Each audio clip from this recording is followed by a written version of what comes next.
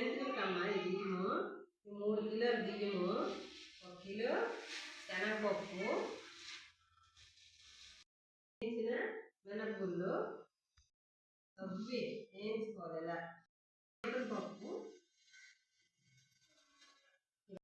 అన్నీ కలిపి పౌడర్ మిల్లి పట్టుకెళ్ళి మెత్తగా పిండి చేసుకొని ఇవి కూడా అందులోనే ఆడేటప్పుడు వేస్తారు. కారం కూడా కలిసిపోతుంది. మొత్తం ఏం పిండి కలుపుతున్నావు అమ్మ? ఎంత జంతికలకి బియ్యము పప్పులు అన్నీ కలిసి చూపించాను కదమ్మా, అది ఇలా కొద్దిగా జీలకర్ర వేయాలి. ఇలా నలిపేసి అమ్మా తెల్ల నువ్వులు, ఇది సాల్ట్ అమ్మా టేస్ట్ తగ్గట్టు. చూడమ్మా ఇలా నీళ్ళు వేసుకొని వేడి నీళ్ళు వేసుకొని ఇలా పిండినంతా బాగా మిక్స్ చేసుకొని కలుపుకోవాలి.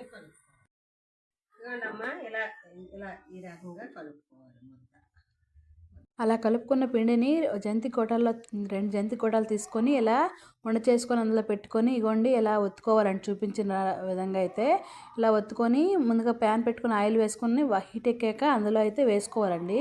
ఇలా అన్ని జంతికలు వేసుకున్నాక బాగా వేయించుకున్నాక ఇలా కలుపుకుంటే చాలా పర్ఫెక్ట్గా అయితే అండి ఇలా ముక్కలు అయిపోయి చాలా గుల్లగా చాలా బాగున్నాయండి.